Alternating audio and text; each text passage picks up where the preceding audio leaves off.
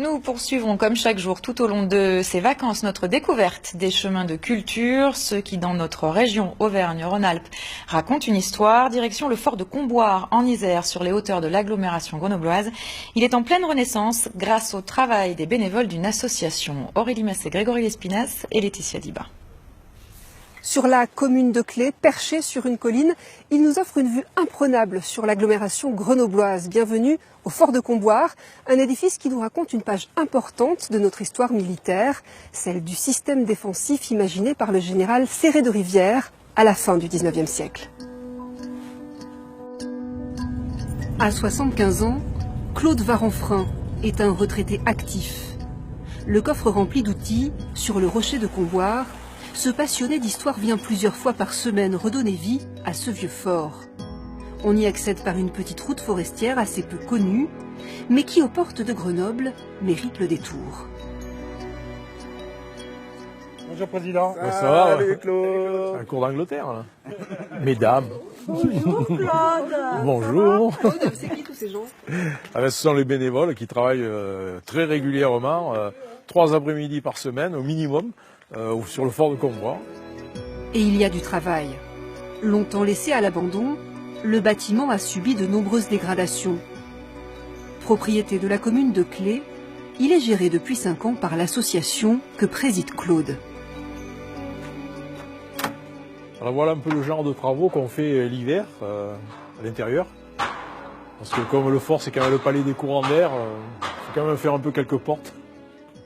Sur une surface de 4300 mètres carrés, cet édifice était prévu pour accueillir 350 hommes.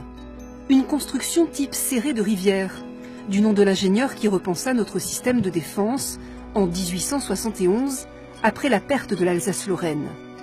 En France, plusieurs centaines de forts furent érigés sur ce modèle. Mais comme beaucoup d'autres, celui-ci ne connut jamais le baptême du feu. Le fort de Comboire est resté militaire jusqu'en 1982. C'était un dépôt de munitions. Donc depuis la guerre de 14, c'était des dépôts de matériel, casernes, dépôts de munitions, ainsi de suite. Ils ont été utilisés, oui, mais pas pour défendre la ville, voilà, on va dire.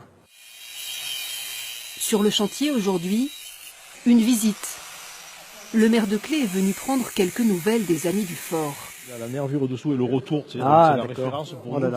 Là, pour la décrocher, ça va être plus compliqué du coup. Ce n'est que récemment que la commune a pris conscience de l'importance de préserver ce lieu et de le faire connaître au public. On redécouvre ce patrimoine et on est ici sur le fort de Comboire. C'est un fort, il faut bien comprendre, qui n'a pas bougé depuis sa construction en 1884. Il est resté dans son jus, l'architecture est identique et c'est en ça qu'il est aussi essentiel parce que les autres forts de ce même type autour de Grenoble ont eux évolué au fil du temps. Qui finance tout ça? Sur qui vous pouvez vous appuyer? Alors, qui finance tout ça? Un petit peu la mairie, un petit peu le département, beaucoup nous. Alors quand je dis nous, c'est les activités qu'on y mène, hein, les visites qui sont payantes, modiques mais payantes quand même.